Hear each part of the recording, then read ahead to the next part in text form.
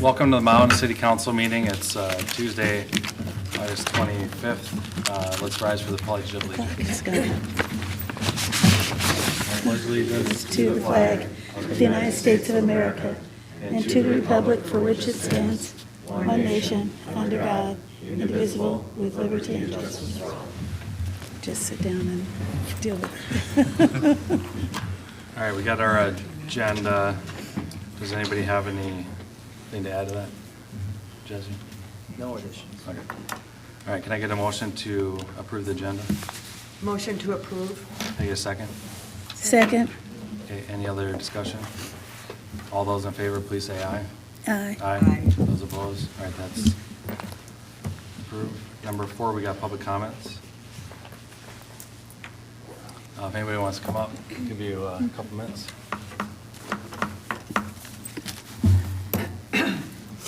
Give us your name and address. Dan Zelmer, I have Surfside Bar and Grill. So what I just learned was when the county shuts it down for the trail crossing, and from what I understand, that's, how are they gonna be able to get there if they're coming down 125, but you're still, can't go north on Commerce? We will be able to go north on Commerce from the intersection of 125 and 110. It'll be open both directions, go north and south from there, and then north and south on 110 south, but they'll only be able to get up to a certain point. It'll be fully closed at the trail, and we'll have some work from the Minnetonka Flats development up to the trail. So you can't go north or south on Commerce, and the only access to myself and Gillespie and everything is 125 and then come up? Correct. And to get out, then they have to, Go back south and then on to 125. no? So why didn't some of this happen when you guys were doing a project? Why is that coming later now? That doesn't make a lot of sense to me. That's a totally separate project run by the county and the Three Rivers Park District. We've been coordinating to try to make sure on timing and that we're not going to trap people in there, but for two different entities. So it's not a city project, it's a kind of a county project. So my concern is what I mentioned a little earlier, is that this thing being done before the first freeze, since all the temp water is above ground. I personally don't see it happening. From what I've been observing, they're kind of wearing the dirt out from moving it back and forth. That loader's just going all day long back and forth, and doesn't seem real organized to me. Is there? We have a long-term schedule and they'll be done before when they need to be. What if it's not? Is there a plan B if it's not done, or? If we really get to a point where they can't finish, we'll find a stop and they'll have to come back in the spring. So what do you do with the temp water then, that's above ground? We wouldn't, if we were to a point where we didn't think they'd be able to get done, we would not do that phase until next spring. But if there's slight chance of freeze, it's not a lot of freeze, they can just run the water a little bit, and that is enough to keep everything working just fine. Because the date keeps getting pushed back on completion. Is there enough manpower? Does Minter have enough to, is there any thought about going to 10-hour days or working weekends to try to get this completed? They've been doing long days, they'll have as many crews as they can fit in the space here. Because when I came over just now by West Side Auto, the policeman was stopped there, given a ticket. I was by there earlier, he was given another ticket, so it's really been bad. I mean, when can we start talking about maybe going north and south on Commerce? Is there So the longer term schedule is that near the end of September is when all the patching, the roadway should be opened back up, basically up to the Minnetonka Flats coming from the south. When you're doing the individual hookups, do you still need to go down to one lane? Or it seems like those are going to be along the sidewalk and out about 10 feet. So why would you still need to restrict the northbound. So they need to have a pit open on the side of the road where the water main is now, and they also need to have a pit open on the opposite side of the road, so in that sidewalk and curb space over there, so that's why they can't. But you're doing that right now south of Bartlett. You've got two-way That's all on the traffic. same side of the street though. Yeah, As we move north, there's gonna be water main in the east side of the road, but there are still a lot of services on the other side. There's not water main on both sides of the road, so they need to work on both sides. but it looks like that the main line went through there, and then you came back and did the west side where you did the hookups and you maintained two-way traffic. And now it's still two-way, and you're working on the east side, right? Correct, but there's two mains going through that stretch of road, south of 125, because that is a neck point for the city. So we have a main line, water main, and then we have a backup line. And so there's one for each, basically, one on each side of the road. That's for safety. And that enables you to keep both lanes going, Correct. north and Well, south. the way it's ultimately set up, yes. And that can't be done north of Bartlett there with, you go up and you do all the east side, and then you come back, run north-south, and then come back and do the west side. They'll be moving around so much and traffic going around, it's not safe for people to set it up that way. So those lights that you had on those street lights, you were running on Bartlett, there's no way to do that where you're alternating? That was kind of on an emergency basis so that they could get the patching in within a safe space there and not have flaggers online all overnight. When they set it up, the phasing of it got way too strung out, and it was a lot more efficient to have flaggers for the little bit that they needed it, but it's not a good situation to try to do it that way. Well, I'm not in a good situation, and I know Gillespie must be down right now, and yeah, if it goes to Thanksgiving, it's gonna be really burdensome for us, so. Yeah, all right, So that's all I got. Matt, why are they behind schedule? Do we know? We got slowed down a little bit in the Surfside Park area, and so they needed to spread. They Why? needed to do half Why the were road we at a slowed time. down? I mean, we have a deadline here, and we're obviously not going to make it.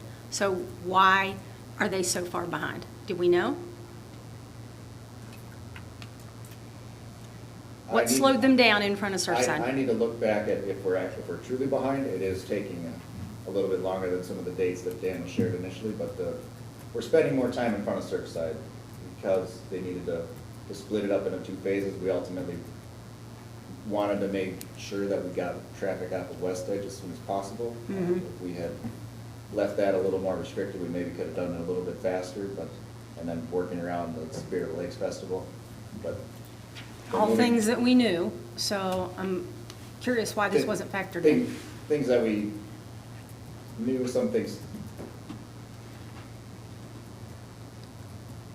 I mean, I'm concerned about our businesses, and I find it hard to believe that we can go two ways in an area that has to have two different sections worked on, but we can't figure out a way to get two lanes of traffic running further out towards town. That seems ridiculous to me. Unless you can explain that to me, my expectation is you would get that done sooner rather than later.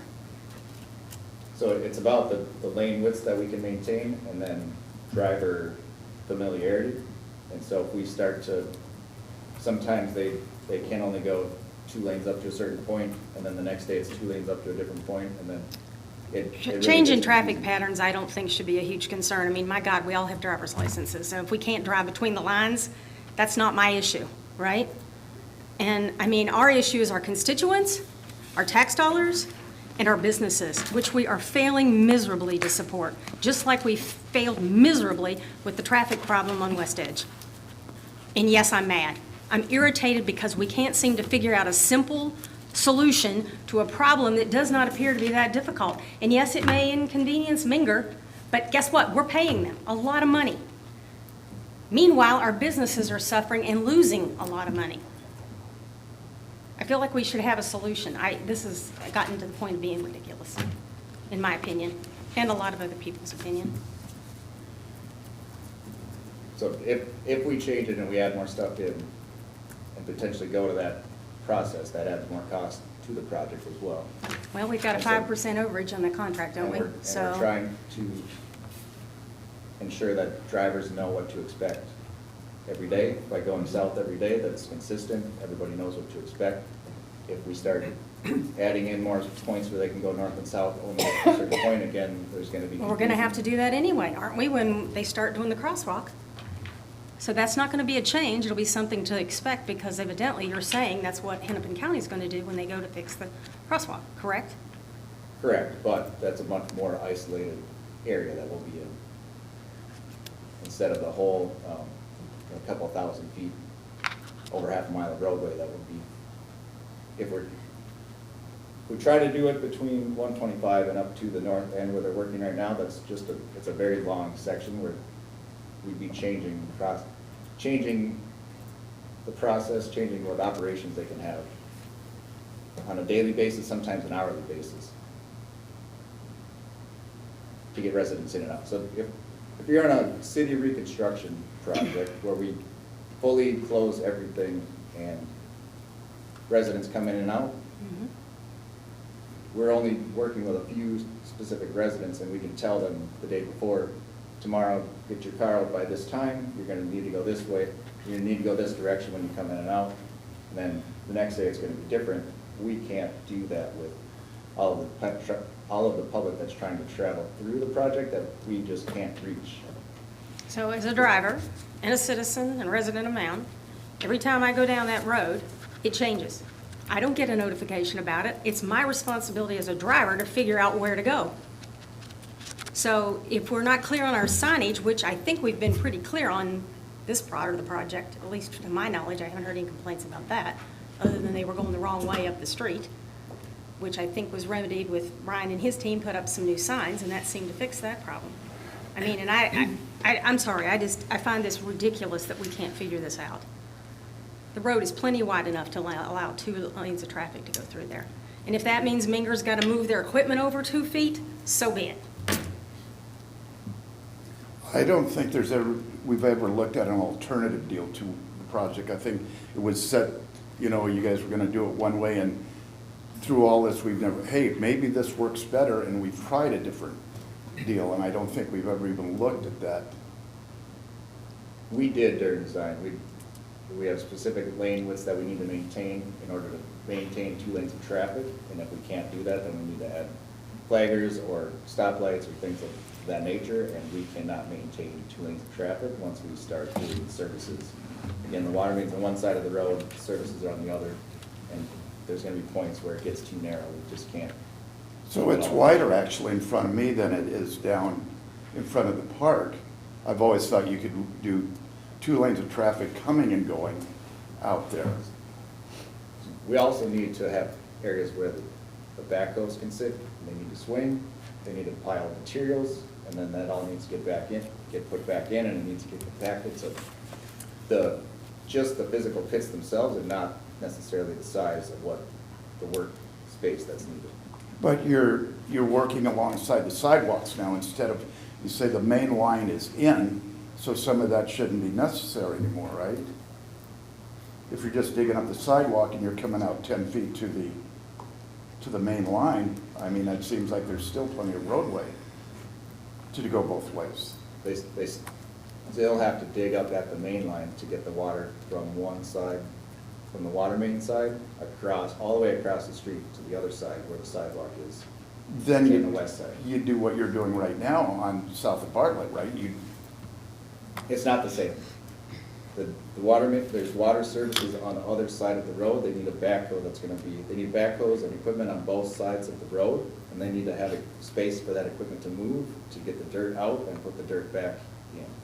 So when does it look like the intersection is going to be done at Bartlett? When is that going to be wrapped up? That's been the big bottleneck and the mess, and that's been like 3 months now. I can provide an update on that after our next construction.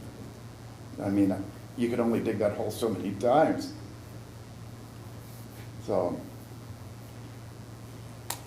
The traffic light that's sitting out there that's not operational, how much, are we paying to rent that for the month or for the week? We paid for that by the day that we used it. Per the day, for the days that we used. Okay. So the project must have changed something going north in front of, on the north side of Bartlett. Because you were bursting, right, from Bartlett South, and now it's like that you're drilling a whole new hole, right? You're not going through the old water main, correct? Correct. We worked with Minger to come up with, to do that, so that they'd have to dig less space, dig up less spots, one of them being in front of Gillespie's driveway. That initially was gonna be too shallow, or we were gonna open cut that, and they drilled that and put it in deeper than the old main. How did they not know that before you guys started in July? It looks like that, you know, at the beginning of July, it was, oh, we can't do this way anymore. We've got to, I think you brought in Miller or somebody to do some of that. There was always gonna be spots that we planned to drill. We added more and changed that up a little bit to make it more efficient. So did they not figure out that it was gonna be above the frost line till after you got down to that point? Because it seems like everybody started scrambling like second week in July and not knowing the depth of the sewer lines or any of the other lines and having to dig down on all those. You know, like the ground penetrating radar wouldn't have given you guys that without having to dig all that up, or? No ground penetrating radar was not used and wouldn't have been helpful in this situation. Well, we have as-builts. We go off of how those are drawn. They're not always accurate to a T, so the best we can do is based on what our predecessors wrote down and drew up. That's why they do the verification piece, and then we can ensure that what we're gonna put in is finally gonna work once we start digging the holes. Was there any deadlines on this project to make sure that Minger stayed on course, or they do have a reputation for not completing projects timely? So was there any deadlines at all? There are project controls. We'll work with them if we think that they're actually going over, but they are continuing to work on the project in the way that they can actually get it done. So if there are changes, which there have been, then they get some extra time. So while we figure that out and come up with a solution for those changes, they're not at a point where I would recommend that we're enforcing liquidated damages or anything like that. Was the project bid out, or is this it looks like there's gonna be overruns now? Is that happening, or? The project goes bid and there will be change orders. So how is that regulated? I mean, you bid now, what keeps Minger in line on keeping the cost down or anything? I mean, construction companies love over, you know, the charges afterwards, cost overruns, whatever you want to call that.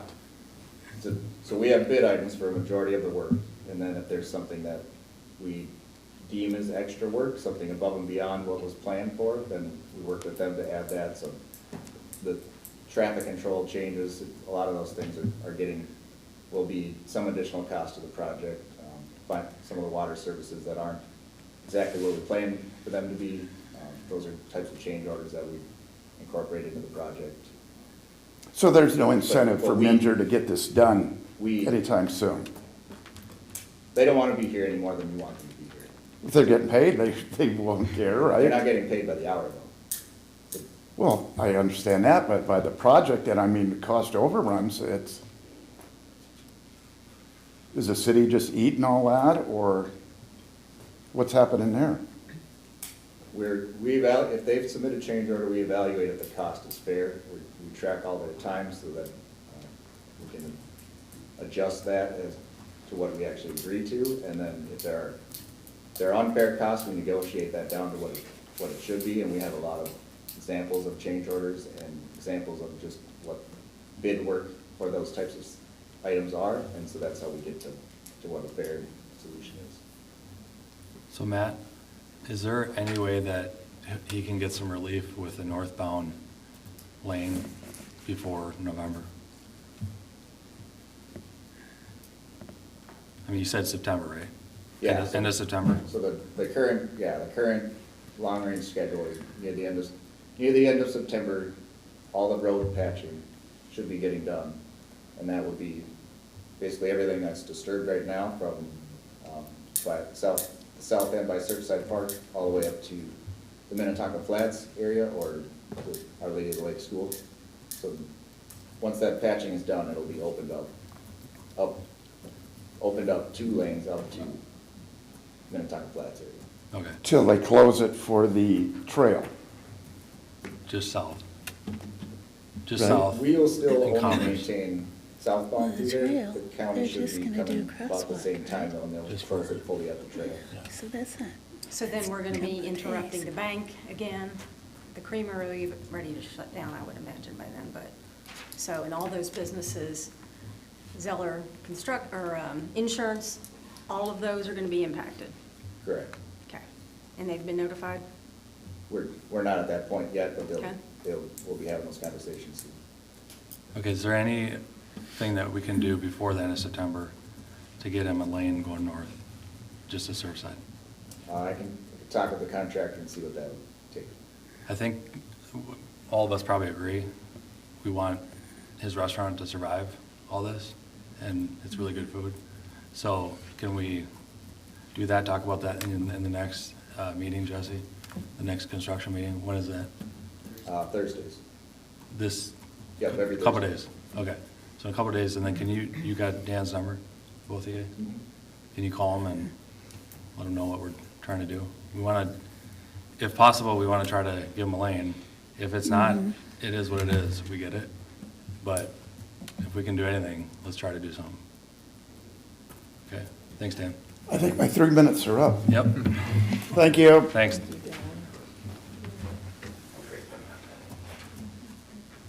All right, give us your name and address. Please give us your name and address. Yeah, Aaron Geddes, 6041 Linwood Boulevard. Thank you, guys.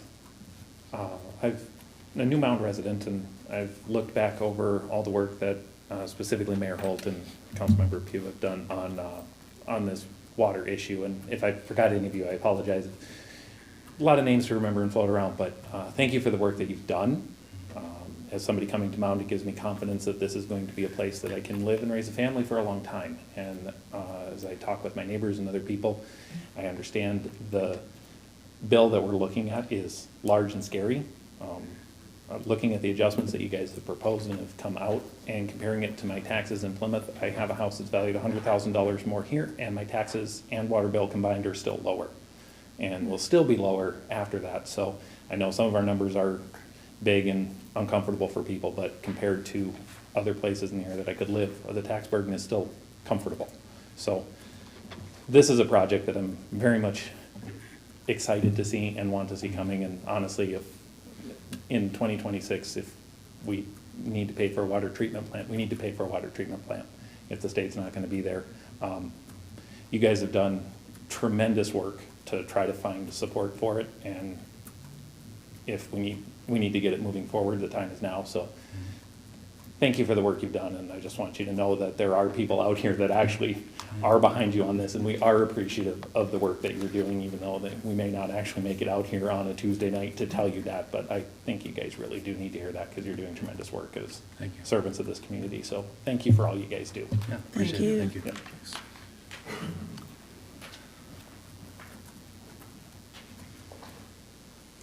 Okay, can you give us your name and address? Hi, John Holcomb, 1908 Shorewood Lane, bound since 2010. Equally, just want to express gratitude, hopeful that you're going to go to bid with this strategic project. This has been a bit of a gray cloud over Mound, the water issue, and the end is in sight, if you will. A couple points of context. I owned the house when Chanhassen built their West Water Treatment Plant, that monstrosity off of Galpin. I lived with that road being closed for 2 years. I would say the juice was worth the squeeze, right? You get past that 2 years of disruption, having good, clean water into the house, into your appliances was absolutely worth it. I would also say, second point of contact is I was a school board member for Minnetonka for 10 years. I understand when you do large-scale capital projects. I was treasurer there for 5, where we did over $50 million in capital planning across 9 schools and 8 neighborhoods.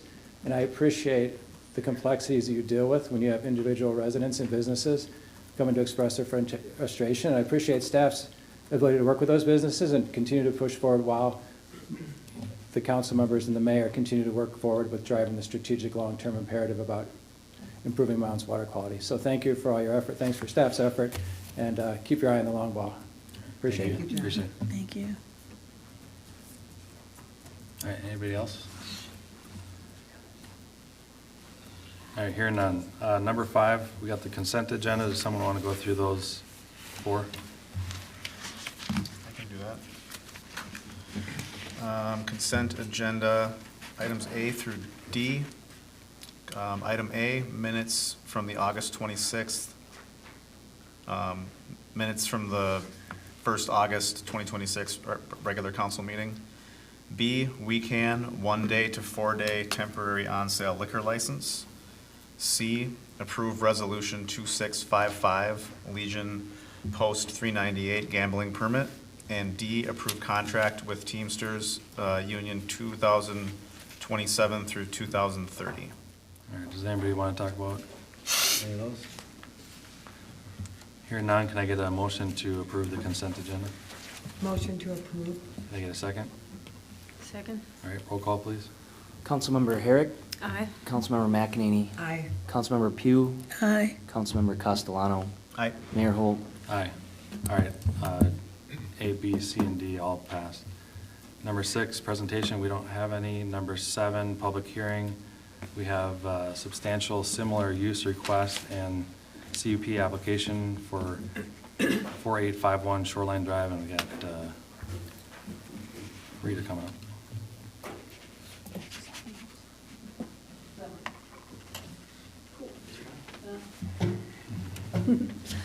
Good evening, Mayor, members of the council, members of the public. I'm Rita Trapp, City's planning consultant.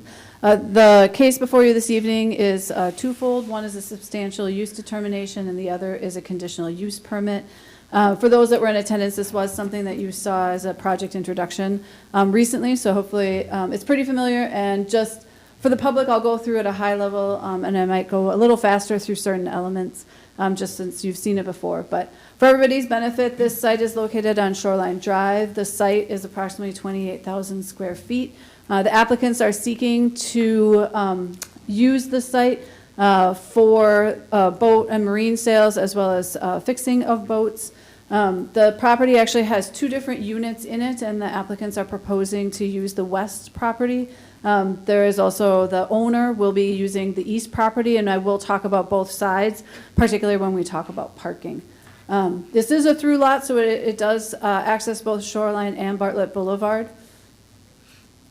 There is the substantial use determination, because currently in the city code, we do not identify boat and marine service as a use in this area, but we do identify automotive minor repair use. And so the request is to consider that boat and marine service similar to automotive repair use minor.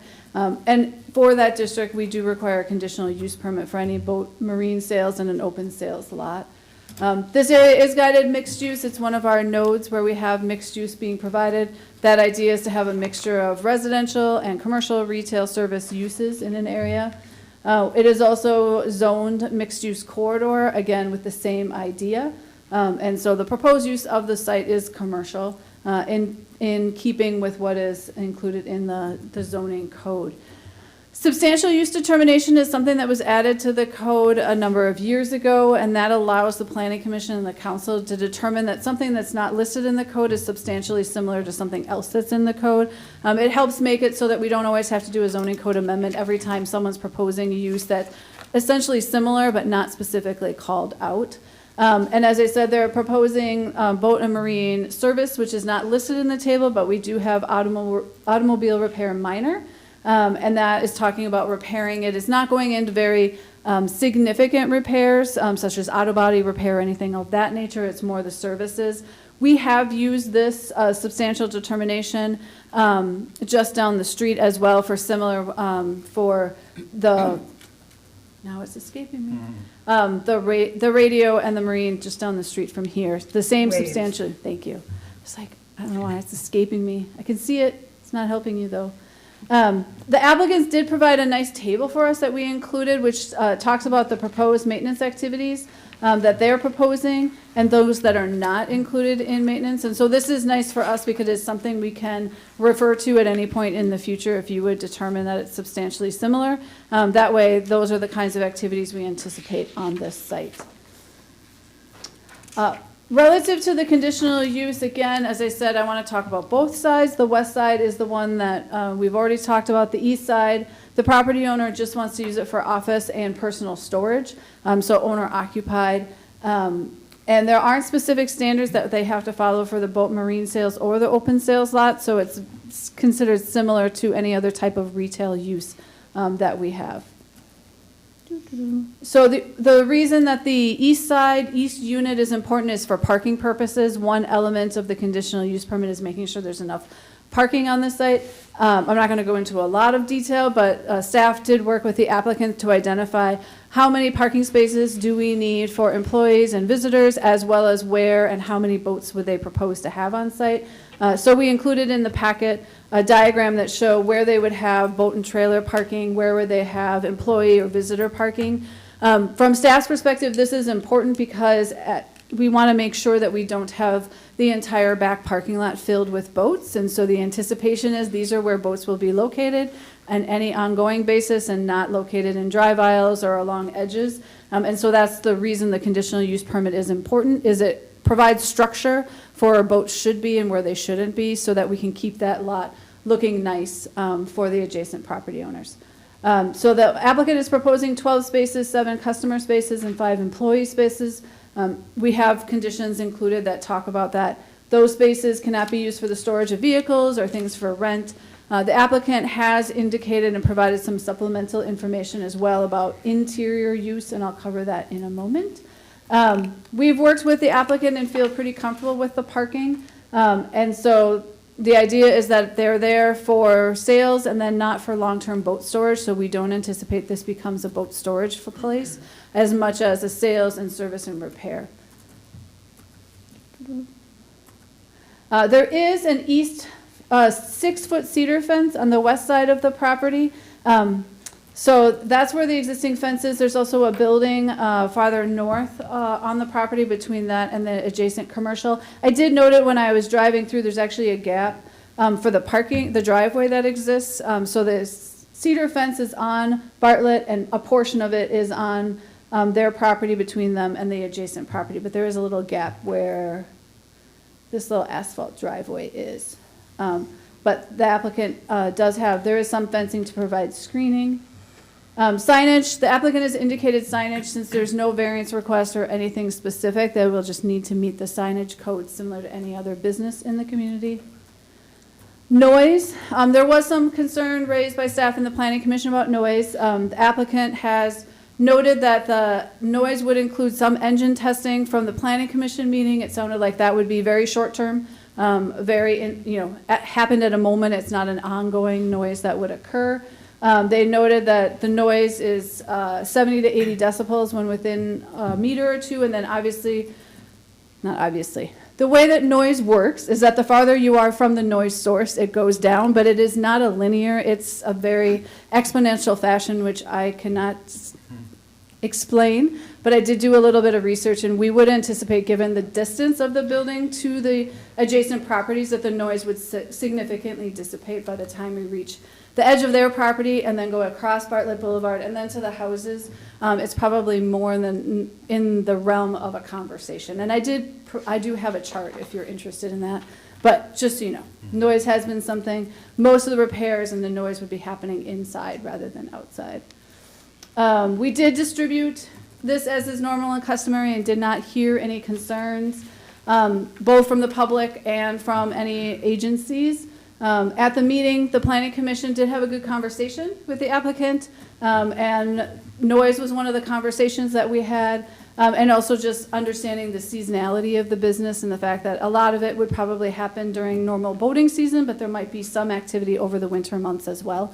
Depends on whether the boats would be winterized or not and whether you could do additional work, and I'm sure folks here are familiar with that.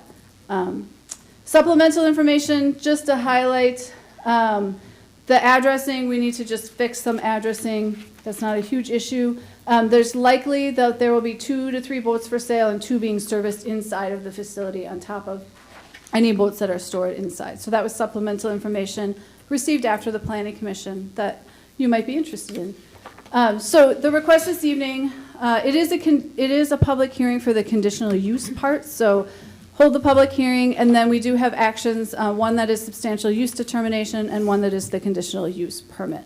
So for the substantial use, you're determining that the boat and marine sale or repair that they're proposing would be considered substantially similar to if you had an automobile repair shop, which is a permitted use within this district. The conditional use is specific to the boat and marine sales and the open sales lot, the fact that they will have boats outside in the back parking lot, and those are 2 different elements. There are conditions, particularly related to the conditional use permit, which are just trying to protect themselves, the city, and the adjacent property owners. So a lot of the elements that I talked about in terms of parking, the fact that you wouldn't have boats just parked any place on the lot, those are the kinds of things that we included as conditions. So with that, the applicant is here and can speak and answer questions that you may have, and I'm certainly can stand for any questions of things I didn't cover as I walked through this a little bit quickly, since you've seen it before, but there is some additional information that we had this time that you didn't have when you kind of just did an overview a few weeks ago. All right, does council have any questions for Rita? Okay, hearing none. All right, I'll do the public hearing. I'm gonna open the public hearing now. If everybody wants to come up and talk about this. I was just going to go back here. All right, nobody's coming, so I'm gonna close the public hearing. Does anybody on council want to hear from the applicant? I know we already did. Yeah. So, okay. All right, so let's move forward. You got a motion or a resolution? Page 33? Mm-hmm. Okay. All right, can someone make Two resolutions. I can read that. the first one?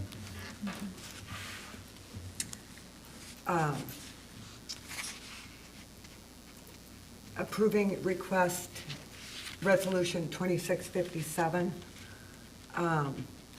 substantially similar use determination for property at 4851 Shoreline Drive. Planning case 2604. And that's the motion to.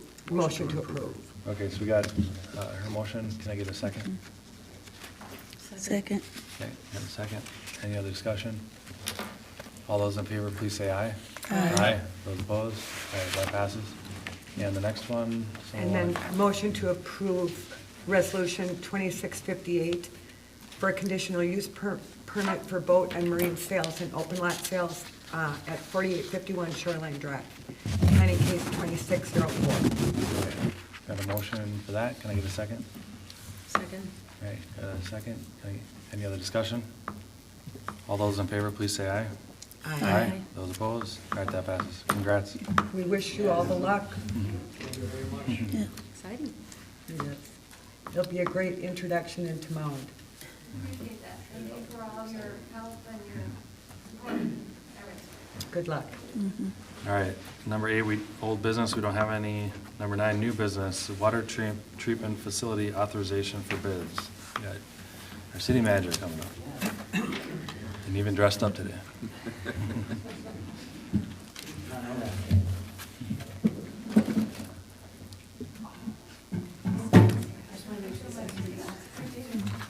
Okay, Mayor, members of the council, I am going to jump up ahead of Matt here. I know that he's got the bulk of the packet with the bid materials, but I kind of wanted to just address a couple questions that have come up regarding the timeline and where we're at on the timeline, as it were, with the whole project and the water treatment facility, because I think we at times get a little bit confused about where we're at, considering this project sort of started at late 20 into 2021, where we ended up getting some money in 23/24, and the work we've been doing over the summer, versus what we're here tonight for, which is to authorize bids for a water treatment facility, which is part of the overall water treatment project, but it is one very specific construction portion.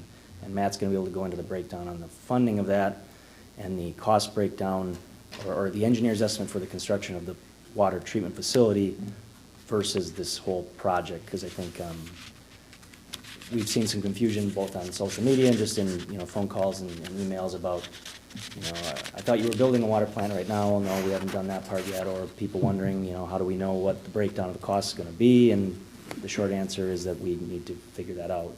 We have estimates, but we need to go to bid for that. So let's go to, this is just your basic steps to construction. We've been doing this for years on everything else. We did it, there's a very large road project going on throughout the city right now. It's how we got to the portion of phase 2 and phase 1 prior to that. Right now, if you want to see step 1, ordering plans and specs, this was done in, actually I'll just go forward. This was done in summer of 2024. So initially when Mound received money from the legislature in 2023, we ended up going back because of a disparity with the language that didn't quite allow us to access the money in 2024, that we went back to the well, so to speak, to request a change which was approved by the legislature and signed into law by Governor Walz in June of '24. The city council then passed a resolution that said, essentially, staff has the authority to begin the design and then make the applications to the Public Facilities Authority to get to the point where we are today and start receiving money. We've sent in 6 pay requests or reimbursement requests to the PFA. We've received roughly $6 million in reimbursements. We're going to continue to do that until we spend either all of the $10.3 million or as much as the project is planned for. So that brings us to today, right? We need to, in order to figure out what a water plant costs, after doing all the work that the engineers have been doing, and which includes some recent bids around us that have allowed the engineers to get better numbers and just a better idea of what we're looking for.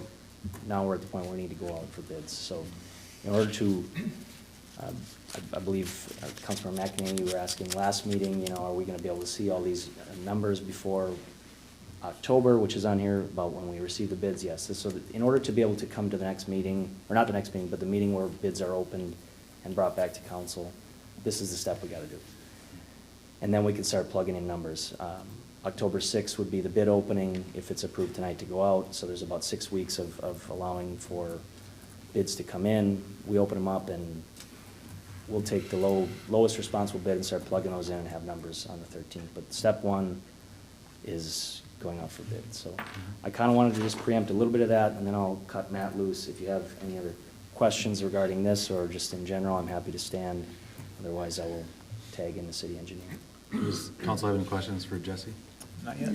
When you bring, again, we talked about this last meeting, but can we get, a reasonable, infographic or something for us to really understand where the money is coming from, how it's getting paid back, franchise fees? Because I get calls every day about it. And residents are suspicious of the numbers. I am too. You or Layla answered questions for Mr., I think Jim, and he was here a couple meetings ago and also sent us an email. Sure.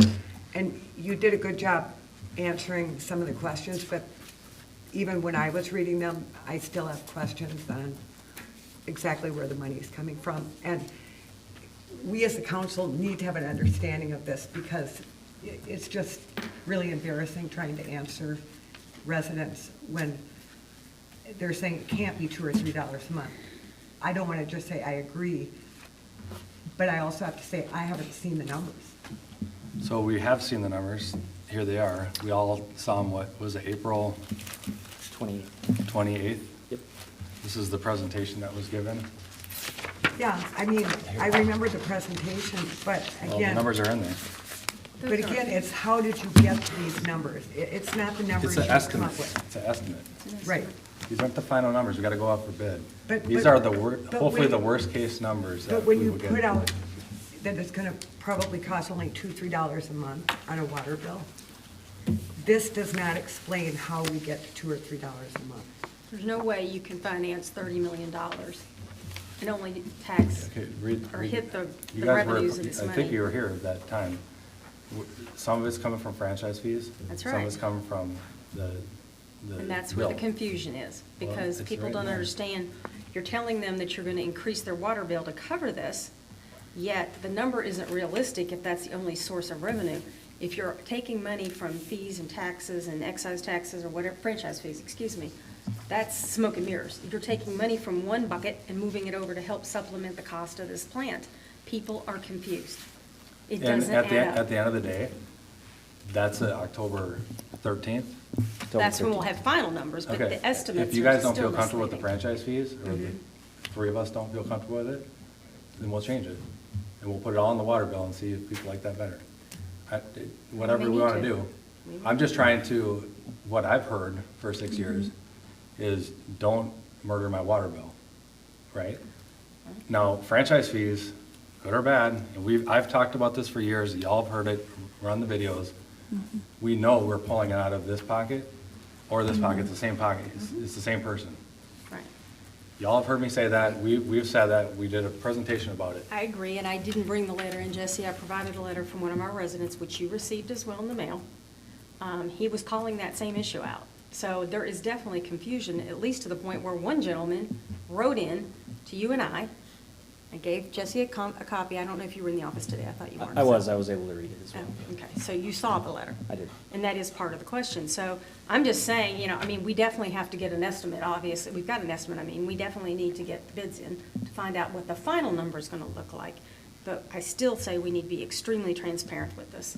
And I don't think it's This really. is the most transparent we've ever been on anything ever. Well. We've talked about this for, We have talked 4 about it, years. but a lot of these people are not reading it and they don't understand. And you're right, when they get their water bill and see what this is gonna really cost them to remove iron from their water, and believe me, I don't even wash my white clothes in our water because it turns everything yellow. I get it, I do. But, I don't get the manganese thing at all, because to be perfectly honest with you, that doesn't add up, and it's part of your presentation.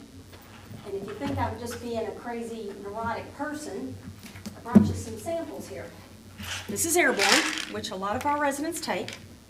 One of the ingredients, in fact, on the front is manganese. On the back, it actually lists the amount, which is almost double from 3 of these little chewies to the liter estimate that they came up with.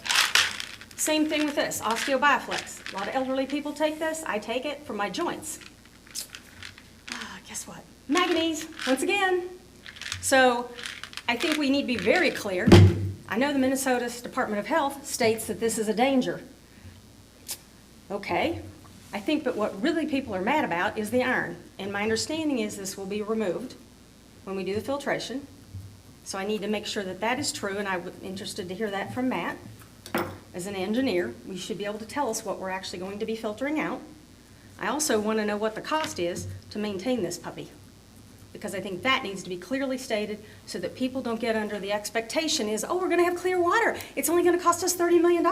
No, we have to hire someone from Public Works to monitor this place, so that's an increase. we've been talking about this That's for right. 4 years. That's right. What was it, I've only been here 250,000 a year, I've only been here That's too. roughly? Roughly, I don't have a number. So- That was original. It has been, it We've has been been talking about all this forecasted. stuff. I for am years. off track a little bit because we're not supposed to be discussing this tonight. We're supposed to hear what we're going to do and what we're putting out Do you for have a bid. quick rebuttal for the manganese pills or no? You want me to come up? Yeah, please. I can stand in the Yeah, audience thanks, just in case. yeah. So I'm assuming what's on those bottles is you can have 'em. milligrams, but there's, the EPA health-based guidelines are based on milligrams per liter, so that Correct. depends on how much you ingest. So if you drink 4 or 5 liters a day, you're gonna get a lot more This is than what you might. 0.46 milligrams per serving, which is 3 of these gummies. And remember, manganese has never, It's a trace ever element. been, I don't know, I don't know why we're talking about this tonight. Right, we don't because need to. covered this, but manganese, that was an arbitrary number that they picked, but the state said we have to deal with it. Correct. So we're doing this in response to them telling us that we have too much I was going to hang it up, sorry. manganese, whether we all believe it or not. We still Doesn't have to matter. deal with it. Right. People are not upset about, well, some of them are, but the majority of the people are upset over the iron and the color of the water. We all know that. Okay, anything else? I mean, the estimate, like going out for bid will get us those accurate numbers, but I think it's important to mention too, like with this, we did the franchise fees to help, like you said, it's like same same bucket, but it was to diversify so we weren't so reliant on property taxes. So like long-term, not gain, but just kind of a little more stability. And then we also restructured, like when we did the utility rate study with tax exempt properties not contributing, I mean, we're getting a lot of revenue via that way for the water treatment plant as well. I mean, it was, you know, years past, it was like that water bill was like the residents were subsidizing any property not paying Churches and taxes. schools and, Yeah, yeah. and now that's not the case. So I mean, they're contributing because they're all high volume users too. So I mean, going out for bid will get us that estimate, but I mean, it is impactful where, you know, $2 or $3 a month seems low, but it's, I think also because of the work we did with the utility rate study and like, the ones that weren't paying before were probably the highest users. Yeah. So I mean, that's, you know, not a small difference. But it'll be interesting to see how that works out once the bids come in, you know? But I don't have any questions. Are we just questioning what you were just talking about, or what? Question everything. Okay. We're ready for you. All right, any other questions for, I guess, Jesse? Now, I'll pass off to you. No? One thing I would like to see is a gap analysis to take a look at the franchise fees as electricity will continue to maintain its level. I'm sure we're not going to use less electricity. That's not going to happen, right? But the cable and that franchise fee, I would think would be probably on the slow decline since everything's going wireless. So I'm not sure what portion or what percentage of that tax would actually, a franchise fee would actually We don't- benefit the project. The cable thing we changed a couple years ago because we were hiring LMCC, LMCC. to do our videos and, you know, the guy upstairs, right? When I took over as mayor, I said, why are we paying them 75 grand a year of our franchise fees to do that? We're streaming on YouTube, not live, but, you know, tomorrow you can go on your YouTube machine and see this, and we just saved 75 grand. Now, yes, the cable part of those are gonna decline over time because people are cutting the cable. The other part is a flat fee that we tell Excel and CenterPoint that we're putting on there. Right. For years and years and years, that has been stagnant. We did not ever raise it. A lot of other cities over time have raised it. We never did, good, bad, or other, we just didn't do it. The finance committee looked at that as an opportunity to, again, diversify what we're doing. Plus, churches, schools, a lot of these people aren't paying, you know, but, you know, diversifying the money helps out a lot. So, I don't know if that answers your question, but. I just want to make sure that we've looked at this. If it continues to decline, the usage, that's going to make the fees we collect decline. Well, CenterPoint and Excel is not gonna decline. Right. You're gonna, it's But per we're house, not- per, I thought it affected. it's not a the- percentage, it's a flat fee. No, I thought it affected the cable companies. and Yeah, the internet. cable, but I don't know what, if you have their numbers, but it was like 75 a couple years ago. It's probably half of that now. I don't know. We forecasted that That's people what were yeah. cutting cable, Yeah. so I think it's a pretty minuscule So you've amount. already. We've done already gap accounted for analysis that. and did the That's why we did a comparison. financial plan, and as a financial planner, that's a smart thing for a city to stay on track and on the financial plan. That's what all this stuff is. And it's, I guess, on us that we don't explain it good enough to residents, but, you know, we have all the updates sitting live on the internet right now. I mean, winter 2020, all the different water meetings, all the different times we've ever talked about this, there's links to it. I mean, everything we have is sitting on our website, so plus you can call them, you can call us. I mean, we should know kind of what we're talking about, I guess. And we've been listening, so I think nothing was meant to be downplayed for this meeting, other than to say that we didn't have any new information to provide as far as estimates and things. Right. Today was like, how can we get to the point of giving you a real number? And then, I mean, send us any of your thoughts and we'll build it into as much as we can. And I think you've provided, I don't know how much more we could add at this point, but I would be happy to just keep building it out. I think that some of the numbers are really more background. I mean, it's spreadsheets on spreadsheets, but if we can extrapolate a little bit to make a pie chart look you know, more palatable because there's a little bit more background information somewhere, if that will help the council or more residents feel more comfortable about what those numbers will do it. I mean, it's, our job is to make it, I don't want to say easier decision, but certainly a more informed decision. Well, and it's a lot more palatable for our taxpayers and residents and new users. You know, like you said, the 501(c)(3)s who have been paying. What, it's been like 2 years now? That they've been. And this is just like the going out for bid part to get us the, Right. you know, estimates to find out, you know, like if it's something that's gonna upend the financial plan or upend the capital improvement schedule, like you said, the ongoing costs, I mean, then we'll talk about it. But some of that should be baked into the financial plan and then, you know, just annual budgeting too. We were really trying to forecast high. I Yep. mean, you were there. Yeah. We specifically wanted Yeah, to we go. knew there was gonna be annual cost. And remember, this is before we knew if we're gonna get money this year. Everybody else got money around here except for us. And, But they didn't get Remember that. money 2 years ago and you got all the money. yeah, well, we also can't drink our water, but it's orange, but whatever. Well, some people can, Yeah, not all of them. exactly. And we will be coming back the following meeting too, to discuss user rates and things too, so we'll be providing the numbers for a water plant at the October 13th meeting, and then coming right back 2 weeks later to talk about the rest of it. So it'll all be built in the October 13th meeting.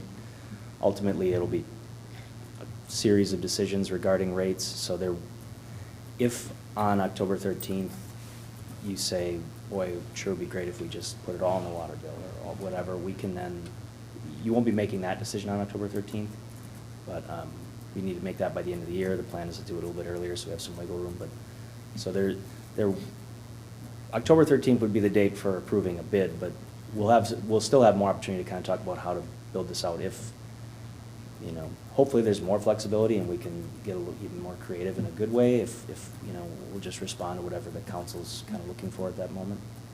It can't even affect the levy at that point, because we'll have set the preliminary already. Correct. So, yeah, we'd have time. So I saw a post today online saying that we should have done this a long time ago. Now, let me respond to that. If we wanted to do it a long time ago, we could have, right? We could have just paid for it. You guys just talked about, you know, paying for it, and it's a tough subject with franchise fees versus water bills. If we would have paid for it all on our own, it would have been, you know, all up front. Now, could we have done it at the time when I was, you know, we were on council first, right? We were talking about it. The thought with the council back then was, it's just too big of a thing to, you know, to handle as one city. So our idea was, let's go to the state, let's ask them for money, beg them for money, try to get some free money. Wasn't successful. Then I, you know, took over, not saying that it's because of me, but testified down at the Capitol. We got 10.3. They screwed up the verbiage in there, which is funny because after multiple emails back and forth, they still screwed up the verbiage. And then the following year, we actually got unlocked money, so we could actually spend this money. So yes, because we're waiting on this money, that's a lot of money, 10.3 million.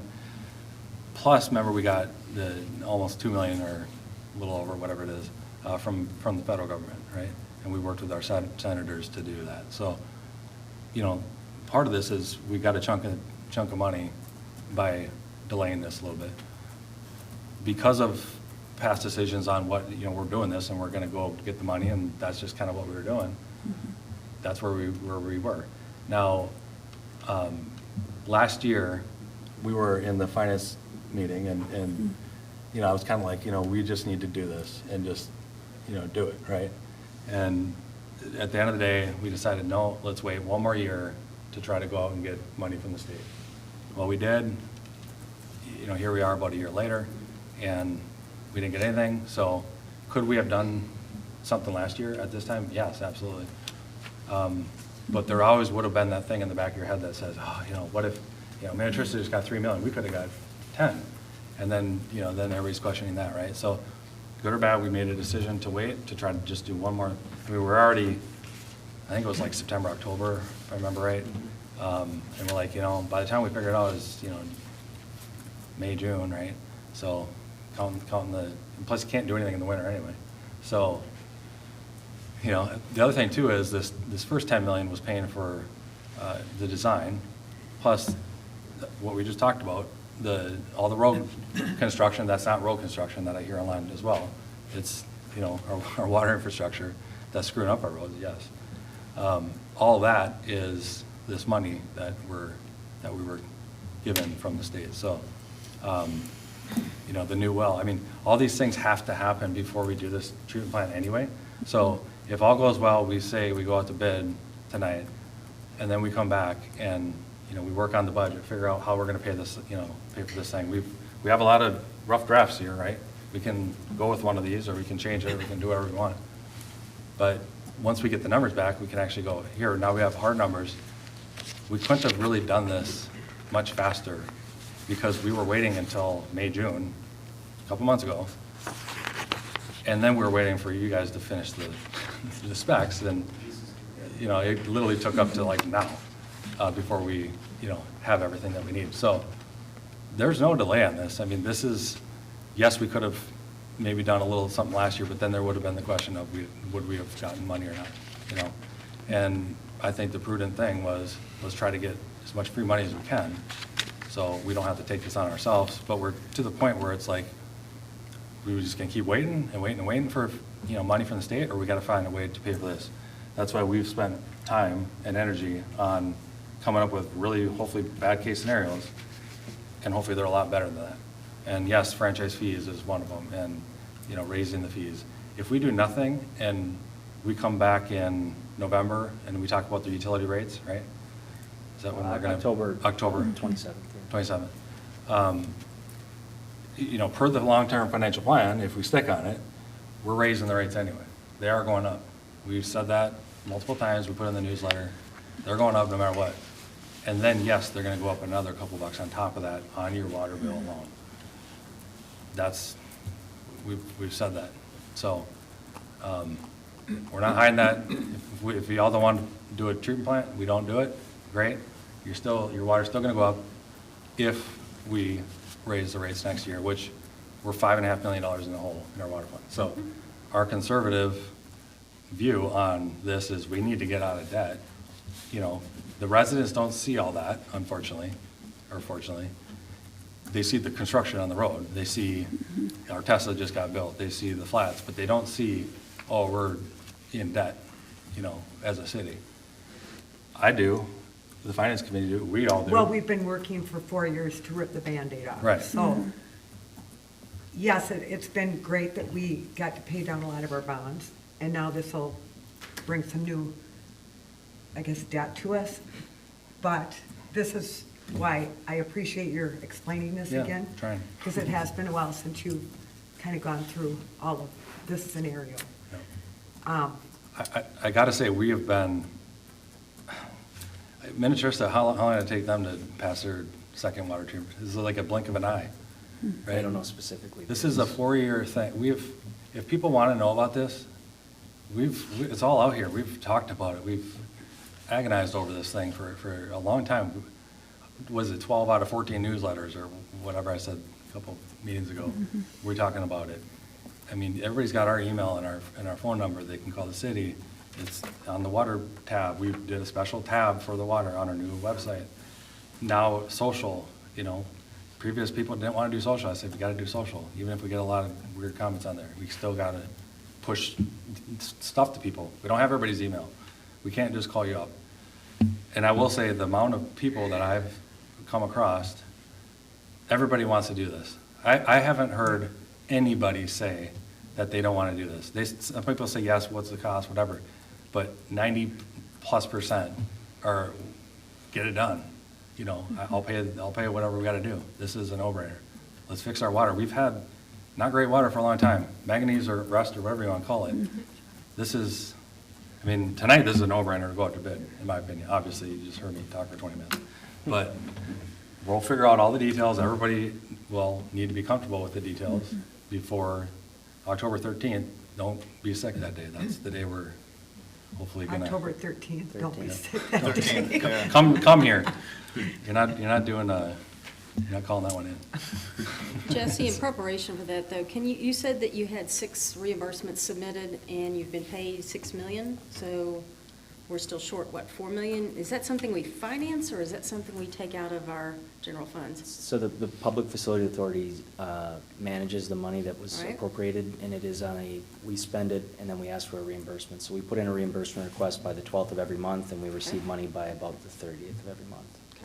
And Sometime. it might be 7, it's 6 or 7 reimbursement requests, and I don't have the number exactly in front of me.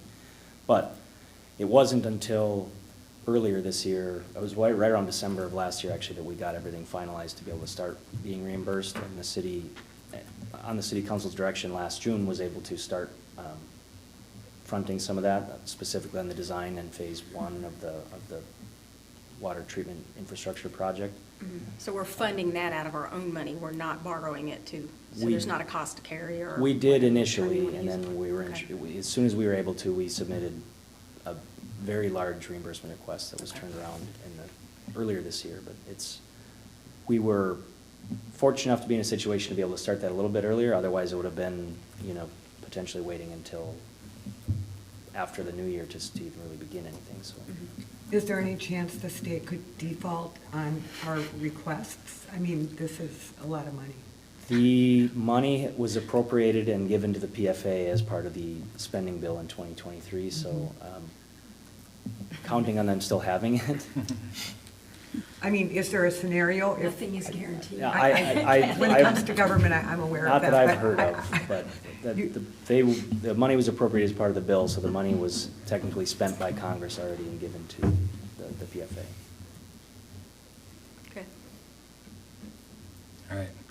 Any other questions for Jesse? No, I have one other comment, but no more questions. Now comment or later comment? Well, I don't know, a now comment for maybe the 13th. I really like the slides that are on 12 and 16 of what you just passed out. I don't think we have it for up there, but it explains the difference in the franchise fees for regular users, and then how we changed for the utility rate study for churches, schools, et cetera. Oh, You can see how impactful it is. 12 inch what? 12 So 12 and 16. 16. Okay. So like, I'll give mine to Jesse, but like, just to have these slides for probably the 13th to reference would probably be really helpful once we have bids to make an estimate. But I think, to what you guys brought up earlier, it's like people want to know how it's coming out, and we'll probably, in the fashion we've been explaining through this, we'll probably explain it 10 times, but I don't know, this kind of lays it out pretty simply, I think, for most people. Yeah, Right. these are good Yeah. infographics. Yeah. And they're we not- can get them for the residential portion very clearly, that would be helpful. A lot of these are multifamily and commercial, which I would expect the commercial fees to be different than the. 12 and 16, so, yeah, so that's all I got. Okay. Thanks. All right, Matt. Thank you, Mayor, members of the council. Matt Bauman, city engineer. I'll just add that Brian would have loved to be here tonight, but he scheduled a vacation a long time ago, so you get just me tonight. All right, so the agenda, discuss the need for the treatment facility. You guys are all pretty aware of that. It's a couple slides you'll recognize from past presentations. I was just Give you a looking for the refresh on number. the water treatment And plant 16, overview, yeah, site, those. site aspects, current estimate, funding information on that, and then our projected schedule to wrap this up. So first two are basically state of the water slides that you've seen before, so just kind of rehashing. Mound has 2 wells. Several years ago, the EPA mandated the manganese limits, so that's why we're here. Talking mainly about that, but then what people mainly notice is the iron, so that's what we're moving forward with after feasibility study was completed in early, I think, 2021. To do a central treatment plant, just rehashing Mound's mission for water, remove manganese, iron, and other contaminants, and sewer taxpayer dollars efficiently versus in-home water treatment solutions. All right, so a lot of information on this slide here. Plant will remove manganese, iron, and other contaminants. If you want to know real specific what the other contaminants are, I'll have to bring Megan Brockman in because she's the expert on that. The site that was chosen is off of Evergreen Road behind Sorbo Park, kind of tucked into the woods there. We have done some preliminary tree clearing with one of the change orders we did with the water plant, or the water infrastructure project that was efficient to do while that crew was in there. The building footprint itself is about 13,000 square feet. A little bit later here, you'll see that there's a attached garage storage space for water utility operations. That's about 3,600 square feet. Items that were brought up during the CUP portion, peak height is 31.5 feet. That is not the garage. That's actually treatment portions of the building itself. The impervious coverage is less than 30%. Besides that, office and lab space for plant operators. I think it's just one office, right, a little bit bigger than lab space. And then as of the end of June, the Department of Health approved the permit for the water treatment plant. And so with that and some final changes, we are ready tonight to go for authorization for bid. I think you've seen similar images to this. This is generally what the plant will look like without the grass and the trees around it. Garage space will be facing the east, and then the one on the top, that right side, that's what you would potentially see from West Edge Boulevard over there. This image is turned sideways. Not so West Edge. North is to the right? What? Not West Edge. Not West Edge? Yeah. You talking about through the trees, or are you talking about? Yeah, through the trees. So, no. Oh, okay, it is West There's a Edge. Yeah, park, so- no, there's a park between West. That image I just showed Preserved them, yeah. would be here, parked there. You're not talking about the street right here. Correct, this is Evergreen. Okay, you are talking West Edge. This is Evergreen, I was talking West Okay, Edge, so so if I go through- back here, Through a bunch of trees. this is the wall you might can see, that. You might see potentially that. through the Okay. trees across the pond, yeah. Yep, sorry. Is there only one window in this building? Windows are bad for water treatment I understand. facilities, yeah, so. But is that's there's- it, that one window, is that by the door? That's in I'm the just thinking for security office- reasons, office do we have a space. window that somebody can look out, or letting somebody in, or any of that kind of thing? They can Yeah. have cameras. Huh? You can have cameras. Yeah, You there, are gonna have you got cameras? security, Yeah, there'll be yeah. slide, Okay. there'll be similar to Public Works buildings, Okay. so they need key cards and everything to get in there. and- Go ahead, yeah. I was just curious. All right, so just kind of some refresh on plant itself. So tried to highlight here, green, the brighter green here would be new proposed trees, generally evergreens, to try to screen as much as we can once we're done. This is the actual facility itself. This up here is a reclaim tank, so fairly small. When we put this out for bid, are we specific that we want to add 15 new trees and they need to be hardwoods? Or do we just say we want to add trees? How specific do we get? They have all the counts that are in the plans, yeah, Okay, so so that's it's specific. all in there. Okay. What I'll add is some Sometimes the questions are- treatment facilities are usually bid by the lump sum. Okay. And then we have some parts passed that are broken out, that'll be a little more detailed, or things might change a little bit as far as like the roadway, the stormwater basin, things like that, so, but in general, trying to list out every single thing that would be bid within the plant itself is thousands of items, so they generally bid it as a lump sum, but they have the counts, that they have staff that they had put together their own estimates on those items. So that they won't transpose a hardwood evergreen for a birch. Correct, Is that it's kind of clearly like- laid out in the plans. Right, I sure just want to that- make sure we're very specific. I mean, I walked up there today, and there are several large oaks that are not necessarily tagged, but are kind of having a tough time. Hopefully, we can salvage them. We've saved everything we think we can. And we may need to provide some special attention, Ryan, to a couple of them. They need a little love. But that's later, right? But I want to make sure we're very specific about how many trees we're putting back in there and what type they are. And I don't know if that's possible, but I would definitely think we could be a little more specific on that. Yeah, this is just an overview. There's a landscape plan within Okay. the plants itself. All right, Yep. go ahead. One of the things we talked in detail about was the stormwater filtration basin. South of that, we are gonna put in a metal railing fence between the basin and the playground. And then we somewhere or another, we needed to do more treatment. This wasn't enough space, and so I think the last plans you had, we had another filtration basin here that wasn't necessarily large enough, so we're going to do a pervious basketball court, so it's gonna be about 2 feet of rock underneath the basketball court that can handle the extra stormwater management needs to meet the watershed's requirements. So that stormwater basin, does it go, lack of this direction, and then over to the storm drain that runs into that holding pond behind those houses? Yes, it'll overflow, yep, it flows out this way.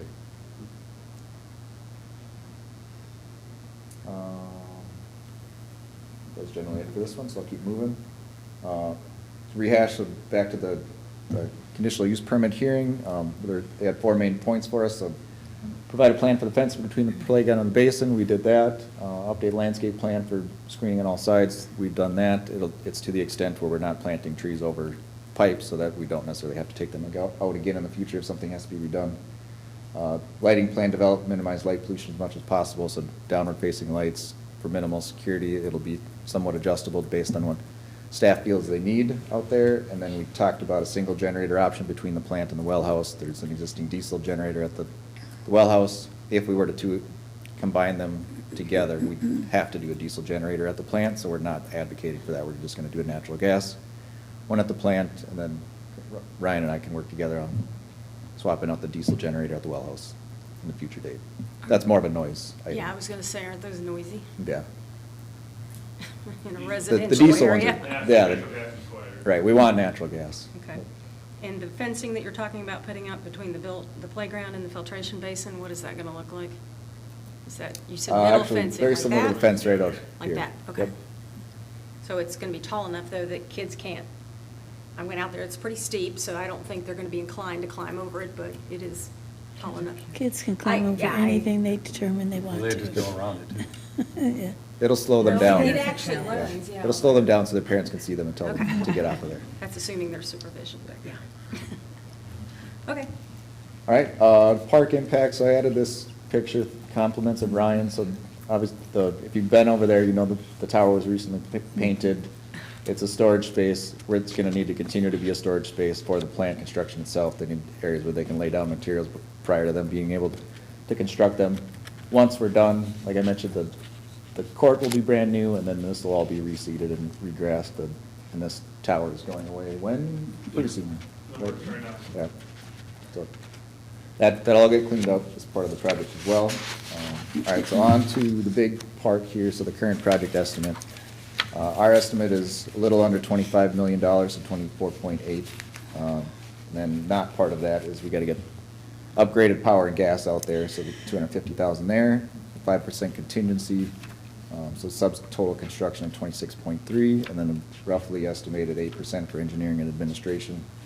That's another number that erring on the side of being high, hopefully.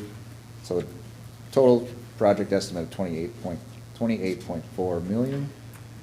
Then I'll kind of go over some of the funding pieces that we know and some that we project.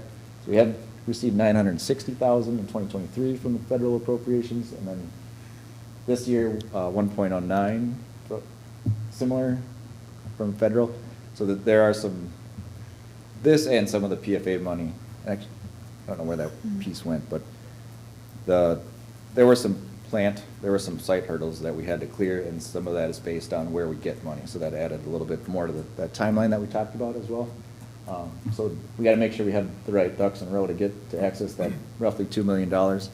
And then I have on there an anticipated emerging contaminant grant, so that's something EPA has been putting out. It has been $3 million, we're told it's going to $5 million, so once we get bids, I gotta confirm if that needs contracts too, but once we get bids, we can submit for that and get that firmed up. Did Bolton and Mink send that grant in, or? We ask for can't the do it grant yet, so we gotta get the bids first. Before. Yep. So this 5 million doesn't have anything to do with the other 10, 11 million? What about the 1,992,000 and the 960? Was that, because I want to make sure we're not double counting things here, like, so we're No, very this- clear with the public. Yep, Matt, and that's what Matt was getting at with the two federal grants which are on there, which is the 960 and the 1.092. Yep. There are certain other parameters that you need to follow as far as how you bid and how you do contracts, which were hurdles that were easier to sort of sidestep with the state money, and then, so we're gonna spend that money on this portion of it. So we just allocated those grants to this versus the work that we were doing. I'm trying to be careful about what I call it, the water infrastructure work that we've been doing under the road. Correct. There we go. Correct, and that 10.3 covered all of those other aspects. 10.3 was used for Yep. that, Yep. okay. All right, these next two Go- slides. Go back one, just. Go ahead. So in the slides I could just gave you and what we reviewed in April for how we're paying for this thing, page 8, it says, cost and then funding. Funding says 27 million, PFA loan, which is ultimately how we're gonna pay for it. And you can see 21 to 26. So we were, again, saying 27 on the high end. And hopefully it doesn't come over 27. But again, the estimates are, even if it's 26, we were thinking 27. If it's 21 or 22, great, let's do it. Good. This is another slide from the State of the Water. I just left it in here in case there's more questions. Probably a better one for Brian to go over. And then I know we like this one too. So you had kind of rehashed it, but we've been working on getting grants for many years, being on the IUP and PPL. That's what allows us to go for the low-interest loans once we get the project good. Can you explain that ranking so people understand that? So that is a statewide ranking, and depending on the year, they give different priority points to different projects. That helps the state basically decide who should get some extra funding. And lower is better. Correct. So, yeah, 135 is good. Obviously, being one means you're in the worst situation.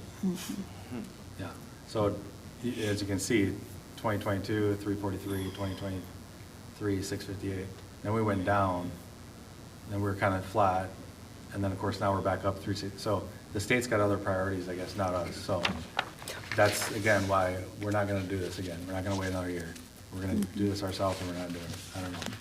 So, thanks. All right, so schedule, so you guys, again, all saw this in April, that was the biggest discussion point to date. The Department of Health approved the project in June, authorization to bid tonight. We'd be back for awards on October 13th, so we'll be doing, I think, October 6th is the date we picked for the actual bid date right now, and then construction would start early next spring. And with that, I will stand for questions. Council have any questions? I've already said my. Yeah, all right. If you I'm go- good. Go back one, just, so, again, so the public understands, assuming, we're going out to bid, we'll see what happens in October. Hypothetically, if we do approve something in October, we're talking, fall, winter 2028. Correct, as Before it's we should done. be wrapping up, yep, and that's Right. somewhat dependent on making sure we can get everything. Yeah, and let's just say even, and I know we've talked about this 100 times, but even when we turn the switch on in fall 28, it's still gonna take some time to slush through all the old pipes and the old, rust and all the 2 iron years. and all that crap. It'll 2 take 2 years. years. Right. Yeah, To get it dialed in perfectly, right. So, Yeah, again, even just my the- water is pretty good, except for my bathtub for whatever reason, but everything else looks good. Or the oldest line. One of bathtub, for real, I don't know, it's green, it's weird. I've had them look at it. Even Eric During used that to be 2 like. years, "The Matt, hell?" though we may not see water relief color-wise, is it gonna be starting already to be doing its work over the 2-year period? When residents are paying for this already? yeah, so what you'll get at the tap will be treated. What's gonna take a while to get out is the rust that is not sedimentized, but it's kind of settled out, and that's gotta get stirred up enough and keep getting flushed out. Like even when that Public Works does the citywide flushing, that's a month process, and they're just trying to go one direction, and they don't always get it, or they can't get it all, so there's little pockets and stuff that are gonna kind of hang out for a while, but yeah, the taste will change very quickly, all of the treated piece of it will change instantly. It's just kind of getting all the We're stuff not that's taking sitting the in hard water stuff out. We're not treating it with salt or anything like that, correct? You will taste, no, it's not, It's not, It's you're not like not a getting, water yeah, softener. you're not getting We're soft. We're not water. softening it, I Correct, guess, is yep. the. Yeah, you Yep. can't water, you can't do anything in your house with soft water except take baths and things. Yeah, you So don't- It's yeah. gonna be our regular Right, you're hard still gonna water. want your softeners, it's Will, just, will it improve the water hardness that Mound has had for a long time? I At all? don't believe so. Okay. We did talk about this when we were, the two of us were on council, when we first looked at options, and they kind of said, you know, here's 1, 2, and 3. And, you know, we picked, I think, the middle version roughly, but, you know, there's an expensive version of like, you know, literally salt, you know, actually, and then we're like, well, You can't do that. yeah, people are gonna put it on their grass, you know, because I mean, that'd be right at the city level, so we decided for a lot of reasons not to do that. So you're still gonna, maybe treat your own hardness. Well, you're still gonna need to have a water softener to treat the hard water. Right, Correct, yeah. But we'll get that orange water out of there. yes. Eventually. That is the, So once you The most- flip the switch, I mean, is it drinkable as in like, yes, the color might not be perfect, but is it, you know, drinkable? As in, can we take off our, you know, since 2021, you know, when we sent out that letter, you know, we've been basically saying don't drink. I would say, depending on when we turn it on, I'd Yeah. recommend Well, the okay, fine. staff would do their. A few months flushing. later. Yeah, And then we test different residents' houses. yeah. And then, and I guess, And we'll still be putting chlorine and fluoride in there, correct? Yeah, that's all, when we, That's a when we state flip it, thing. yeah, that continues. But it's gonna take a while from the water at the plant, in the towers, to get to the person at the farthest point in the line where that all gets through theirs. And those are the places that have the worst water. They're gonna have to wait the longest, unfortunately. Thanks for explaining a lot of that. Yeah. Those are some of the questions that I'm getting at least. can we put a link to this meeting, the video and the slides tomorrow? Page. Yeah, thanks. Any other questions for Matt? Okay, thanks. All right, Do we- yeah. you have With, a- yeah, with that, you have a resolution to. Where is it? approve Plans and and update. Oh, it's, oh, there. Yep. All right, who wants to make a motion? I can do that. Okay, I would like to make a motion for Resolution 2659, receiving plans and specifications and ordering advertisement for bids for the water treatment facility. And that's a motion to approve. Motion to approve. Second. okay, we got a motion and a second. Okay, any other discussions? All those in favor, please say aye. Aye. Those opposed? All right, that passes. Thanks for all your guys' work, and Jesse and Ryan, you guys. Ryan and Matt, Matt, thanks. Jesse, Jason, or Mayor. And you guys. All you guys. Is that it? All right, number 10, we got announcements.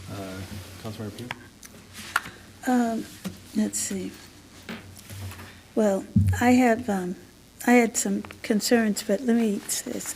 I'd like to suggest that the end of September, we have a community celebration for our park, because the historic signage is now up. It went up this week, and it'd be a good opportunity to bring back some of the former businesses that were in that location, people who were from the community. The Dodds of the, Ace Hardware, they're the only business that still exists in that center section of town. Their actual real store was not too far.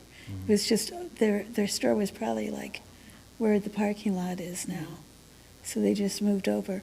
But anyway, I thought it'd be a good time for us to celebrate our new park and extend some of the good times we've had so far this year with it. So, and I've started working on a program for it, so. Oh, okay.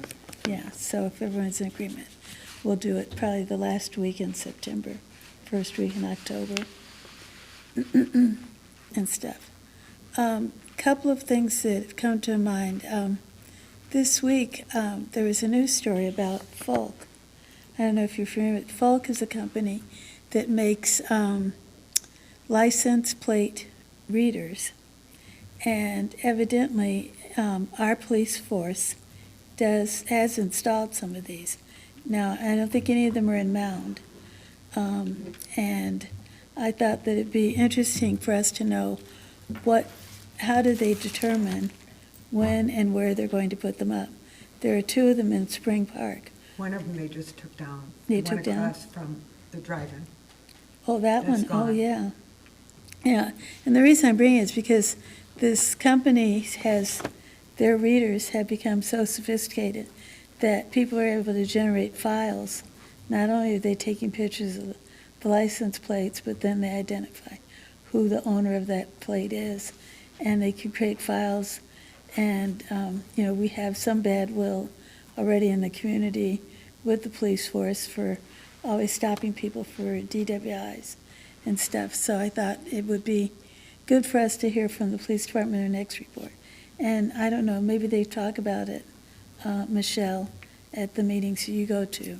Well, they're also Talked about it referred at the to last as one, flock but- cameras. Yeah. Flock Yeah. cameras. Yeah. Yeah. So, I know they've been very useful in solving several cases, so it's like anything else. There's a positive side to it and Yeah. there's a negative. If I they're think it'd used- just be good for us to know as a council when they Right. I decide. think it's the To do controls them. that they have in place, and that's what I'm not sure of that. I don't think they've really gone into that detail with us, but I know their investigators use them, and they have solved multiple cases using them. Yeah, but it is true. We've been at the police commission meeting, and they're very, very helpful. But yes, the first thing I Yeah. saw when, I think once or twice I saw it, and, you can't really see any, I think they blur out the driver, if I remember right. But you do see the license plate and kind of like the make of the car and whatnot. But Yeah. I think it'd be helpful if we had the new chief out. Yeah. And Mhm. maybe he can explain it. Yeah. There was an article in the paper that I didn't really read it yet, but anyway, I think it was Friday, maybe? Mm, Or okay. maybe it was the previous Friday, but, Yeah, I think it'd just be good for us to know as a council, does the council have any say in it or notification of when these things are we placed? absolutely do. Yeah. And it's up to, Mhm. yeah, if we don't Yeah. want it in our city, we tell Right, them no. yeah, Right. that's right. Spring Park yeah. just said that, as a council, they said we don't want them. Oh, That's is why that they what they took it did? out. Okay. Yeah, so, Good. I mean, it's a Okay. huge issue right now for Oh, privacy yeah, reasons. privacy issues, yeah. you want to And that's schedule him what- to come to the next one, or? Yeah, and I'd like to get a report, we haven't been here for the last 2 meetings, I think. Oh, Yeah. I don't know, I wasn't here last one. Yeah, They were scheduled to they be were here at the scheduled, last but they weren't. I Yeah. think that might have been due to the date change, but Yeah. Chief Stenzert is, I believe, basically offered an open invitation, or open Yeah. Am I- availability to come and speak to the council, most likely in like a workshop setting, so you can kind of rap about it a little bit more and ask some more questions, but however you'd like to do it, I'll just tell them that's what we'd like to do. So, Like having it on the agenda. yeah. Huh? Sorry. Oh, okay.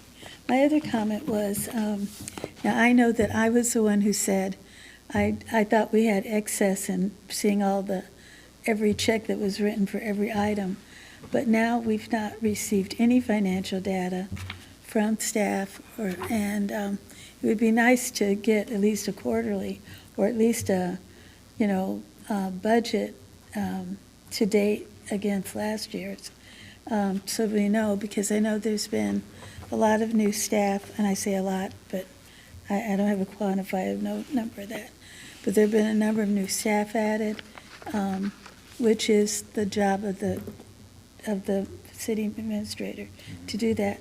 But I think it would help us to know, how we're doing financially and how we afford all these new staff people.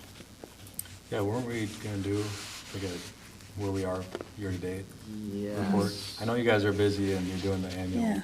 budget. and- We can get that pulled together. Okay. Yeah. You The wanna check get run that? thing was like every other meeting, right?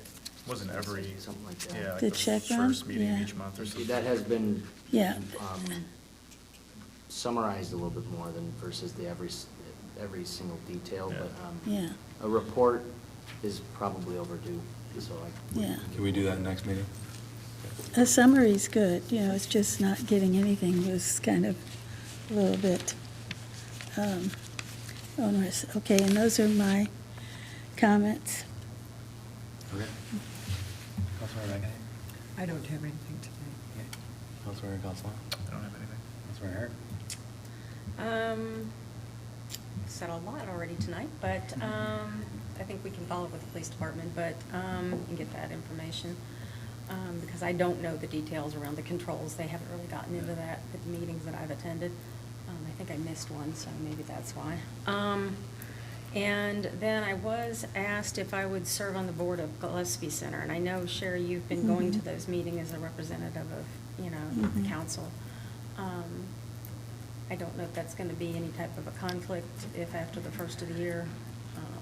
Well, it just depends on, I think we can both be honest, just, after the first of the year, I'm there to represent the city, and they're asking if they need new board members. Well, you're going to stay So- on. Well, I don't know. Oh.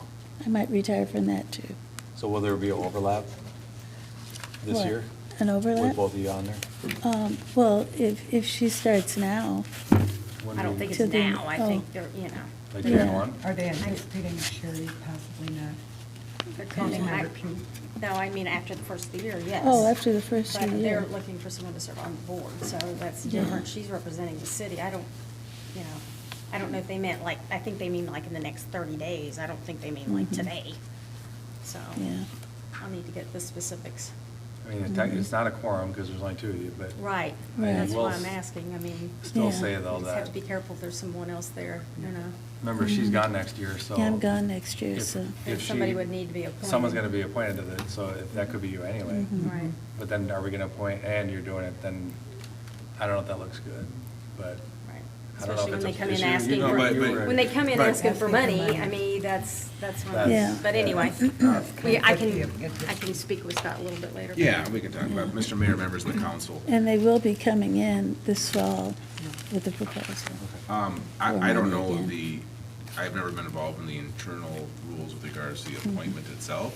But putting that aside, my main issue would be whether or not a quorum is created, and the mayor is correct that if two members are there, that's not a quorum, so Yeah. the meeting's not an issue. Right. So I think in order to provide a more detailed answer, I'd have to know more about the appointment and the internal rules and whatever else too, which I've never been asked that question before, so I don't have that answer. I'm still waiting for feedback from them too. How much time is this going to take, for me to be involved and blah, blah, blah. So, Well, so the next mayor will appoint the next, the next. So that would, like, to Police, Scott's fire. point, that would be two, Right. So if you're already on there, you're not, obviously not going to get appointed on there. So then someone else, whoever the next council, I don't know. I don't think it's an issue, but I Work with wanted to Scott. mention it. Yeah. See what he thinks. Yeah.